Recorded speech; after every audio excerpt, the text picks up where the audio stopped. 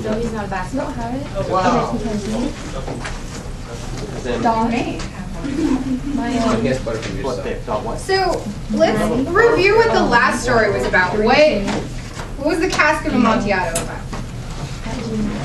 Who were the characters? Fortunato. Fortunato.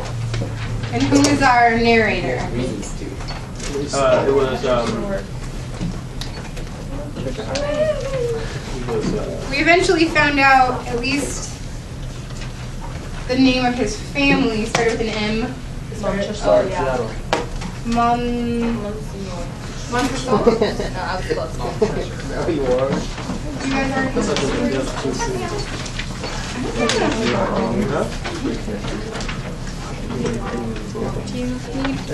You have.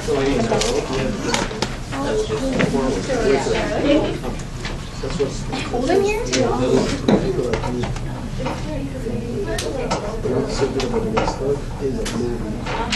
And we talked about what was gothic about the story. Did you guys like the perspective coming straight from the narrator? Do you think that was a good way to tell a story? No. Would you want to have heard Fortunato's side? No. Yes? I think it was good that the narrator was the dude, because if it wasn't, then you, like, it's hard to say, oh, he was feeling this and this, when you're actually not doing action. Okay. It's hard for you as the reader to not know what he was thinking? Or Like, if it was coming from a third party, you wouldn't feel it as much? yeah. Okay. Anybody else opinions on how it was written, from the perspective that it was written? Do you think it's good to tell things in the first person? Do you think that's beneficial or It depends on the type of genre. well, it does rather limit it to one point of view though. Okay. Would you have wanted to hear about more than one point of view? Not really, I mean he has an interesting point of view. You don't think Fortunato's would have been interesting? Would you want to know what it felt like to be in there when somebody's building up a wall That and would you have know been you're kind of going cool. to die? Maybe somebody will write the end of that from Fortunato's perspective someday. Yes, ma'am. I think it's more interesting because he's talking. It's like he's talking to you, and it makes it a little bit more eerie. And So creepy. he's telling you the story. Yeah, like if it was a narrator, oh, it's just some other story, but it kind of feels like he's telling you what it was like. All right. Well, this story called Hop Frog sounds like a happy story, doesn't it? It's not. Denise has apparently just read this story, so she'll be able to help us read a little bit today. I can't read. Your throat. Yeah, we'll see about that. Is also written from this same first-person narrative, so it'll be interesting to compare the two stories. Hopefully, we'll be able to see if the narrators have anything in common. Would anybody like to open up volunteer reading for me? I think I saw Paola's hand first, but just barely. I never knew anyone so keenly alive to joke as the king was. He seemed to live only for joking, to tell a good story as a joke behind it, and to tell it well, as the surest road to escape. Thus it happened that his 7 ministers were all noted for their accomplishments as jokers. They all took after their king too, in being large, corpulent, oily men, as well as inimitable. Good job. So, whether people grow fat by joking, or whether there is something in fat itself which predisposes to a joke, I have never been quite able to determine, but certain it is that a lean joker is a rare and innocent terrorist. Yes, very nice. Does anybody know what that means? It's in Latin. It's a rare thing on Earth. It's a rare bird, a rare thing. Yeah. So he's basically saying to find someone like that is rare. So who are our characters so far? Who we met? King, The 7 king. ministers. His 7 ministers. Is that what you're going to say? Jokers? Jokers. So who are the jokers so far? Oh. The ministers. Okay. So we've got a king,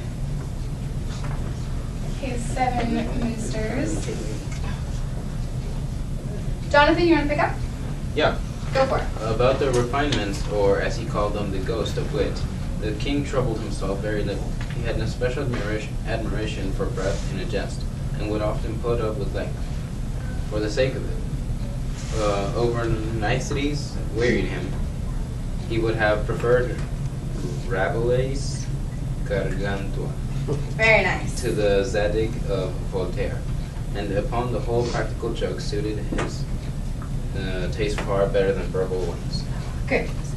So the two writers he refers to are, one of them is a French writer and the other one's a philosopher, and they're just very high language, very educated, and it seems like the king likes more what kind of comedy?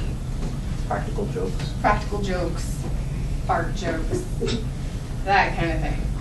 Not super highbrow humor. You want to keep going now? At the date of my narrative, professing jesters had not altogether gone out of fashion at court. Several of the great continental powers still retained their fools, who were mostly with caps and belts, who were expected to be always ready with sharp witticisms at a moment's notice. In consideration of the crumbs that fell from the royal table. What is motley? Do you know what that word is? It's not used very often anymore. It's kind of like shabby. It's an outfit. In this case, it's like a jester's outfit. So it's a specific kind of colorful outfit. Who wants to take over? Volunteer for reading. Sam. Our king, as a matter of course, retained his fool.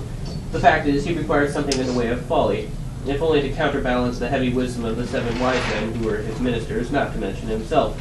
His fool, or professional jester, was not only a fool, however.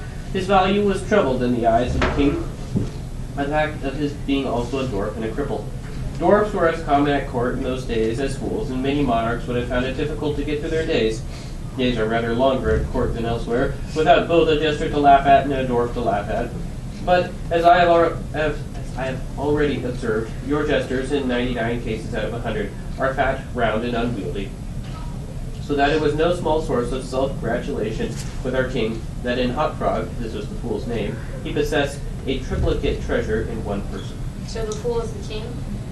No. The fool who, so this is a new character. Who did we just meet? Fool is a dwarf. Oh, it's professional jester. So he's a professional jester. So we heard in the beginning that the king has his 7 ministers, and his 7 ministers, he likes it when they play jokes and when they try to be funny. But then he also has Hop Frog, who is the court jester. And he was also, what did we say about him? He's a cripple and a dwarf.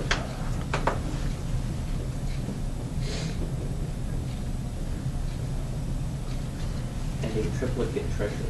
A triplicate treasure. Why? What are He's the a fool, a dwarf, and a cripple. And laugh. And why is that funny? He likes crude jokes. What does that say about the king? That not he very considerate. likes to make fun of. Likes to make fun of people with disabilities and that kind of thing. So, who would like to take over reading? You want to keep going? Go for it, Sam. I believe the name Hop Frog was not that given to the dwarf by his sponsors at baptism, but it was conferred upon him by general consent of the several ministers, on account of his inability to walk as other men do. In fact, Hop Frog could only get along by a sort of interjectional gait, something between a leap and a wriggle, a movement that afforded illimitable amusement and, of course, consolation to the king, for, notwithstanding the protuberance of his stomach and a constitutional swelling of the head, the king by his whole court was accounted by a capital figure. Okay, so how does Hop Frog walk? Kind of jerks along. Yeah, kind of definitely not standing up straight, and he has kind of a wobbly walk. He's not super sure on his feet. That kind of thing. Easy to make fun of, apparently, for the king. And what does the king look like? He's fat with a big head. Fat with a fat head. I agree. Excuse me. A different volunteer for reading. Helen, you want to read? Although Hop Frog, through the distortion of his legs, could move only with great pain and difficult along a road of lawn. The prodigious muscular power which nature seems to have bestowed upon his arms by way of compensation for deficiency in the lower limbs, enabled him to perform many feats of wonderful Dexterity, like really flexible. dexterity, where trees or ropes were in question or anything else to climb. As such exercise, he certainly much more resembled a squirrel or a small monkey than a frog. Very nice. So what else did we learn about Hop Frog's movement? Extremely strong in the upper body. Upper body strength, lots of upper body strength. What is he compared to? A squirrel or a monkey. Okay. Why do you think it's important? Do you have any inclination about why it'd be important how they're describing his movements and yeah. I guess maybe it's more funny to him and more ironic that his name is Hop Frog because frogs hop very easily while he struggles to get by. Mm-hmm. So I guess it's kind of a cruel humor type thing. Okay. Do you want to go ahead and keep reading it? Sure. I am not able to say with precision from what country Hop Frog originally came. It was from some barbarous region, however, that no person ever heard of. A vast distance from the court of our king, Hop Frog and a young girl, very little less dwarfish than himself, although of exquisite proportions and a marvelous dancer, had been forcibly carried off from their respective homes in adjoining provinces, and sent as presents to the king by one of his ever victorious generals. Okay. Keep going. Under these circumstances, it is not to be wondered at that a close intimacy arose between the two little captives. Indeed, they soon became sworn friends.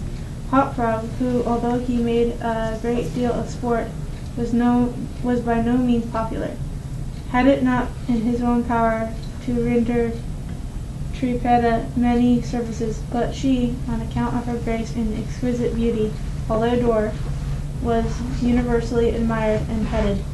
So she possessed much influence and never failed to use it, whenever she could, for the benefit of Hop Frog.